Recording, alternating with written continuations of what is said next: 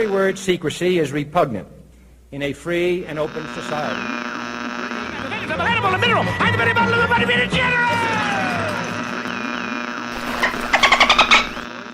Hey guys, I'm back. After a long, enjoyable Christmas season, I felt compelled to get off my tail and get back to making more videos, and this one's going to be good. Plus, there's audience participation because this video entails a grand social experiment in the world of pronouns. Since I'm asking you, the viewer, to help take part in the social experiment, leave me your feedback and results in the comments section below. So, let's start with the question. Can the Western world avoid the accidental offense of a negligible segment of society percentage-wise without drastically changing their pronoun usages?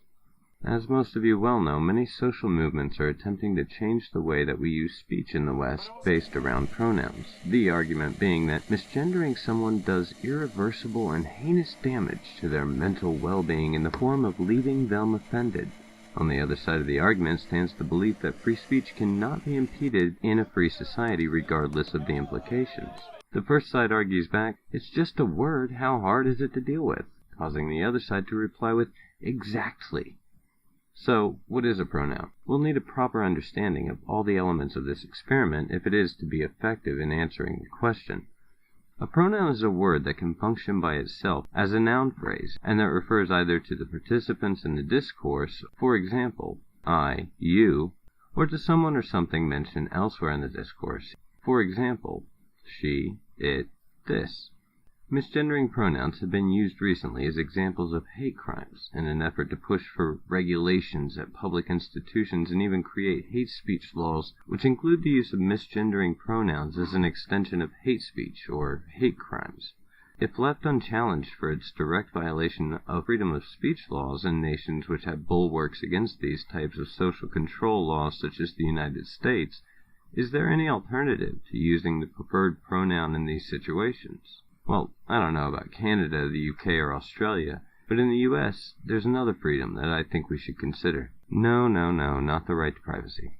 Look, I know that pronouns are almost primarily used in the third-person situations, and that the people that they refer to are never directly involved in the conversation, which represents a breach of privacy, but I'm not actually making that argument right now, so ignore all that for just a moment. I have a hypothesis. If a person requires the use of regulated speech as a prerequisite of basic interaction on the grounds of presumed bigotry, then they are likely to be strongly motivated by social attention. Because of this need for attention, they will feel compelled to get you to respond one way or another in recognition of their personal choice of identity. By using your freedom of association, or in this case disassociation, to deny that attention sought by the outspoken objection of your pronoun usage with the refusal to associate with such a person, there is the potential of correcting this type of behavior. If disassociated with for a long enough period of time by a significant number of people because of this behavior, these people demanding changes in our public vernacular will see such self-serving behaviors altogether in fear of isolation. Or, in English, stop speaking to the Zers altogether and they might grow up. I am aware, of course, that this sounds more like a solution to a problem faced by rational people than a grand social experiment, and it does actually solve the problem on several levels with great potential secondary benefits. It also falls within the scope of rights that cannot be logically impeded, freedom of association. You cannot, after all, charge a person with hate speech if they refuse to speak. However, I must in all honesty recognize the fact that my hypothesis may not be accurate, and must be tested. I base my hypothesis on the ideas of operant conditioning, by which most animals are trained, but it may not end up having the same operant effect on the delicate little snowflakes who seem to feel the need to stand out in a big and special way, just like everybody else. The testing process will attempt to determine if there is any potential for people to stop demanding special and unique pronouns by ostracizing them from social association and monitoring their responses. The tester may speak to the test subject in order to acknowledge that they are, in fact, actively choosing to disassociate with the test subject and explain why, but should not explain that the test subject is part of any experiment.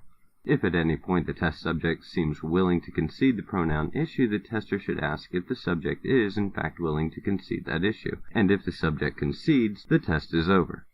I expect a reasonable percentage of relapse cases in which the test subject rescinds their concession, but in those cases the test may be restarted. Case studies would be welcome, and if you have any feedback, you can find me on Twitter.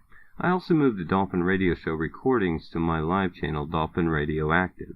The live show will always be here, but the finished videos will end up over there. Well, that's it for this video. Good luck in your experiments, and I hope to see you all later. Plucked her eyebrows on the way, shaved her legs, and then he was a she. She says, "Hey babe, take a walk on the wild side."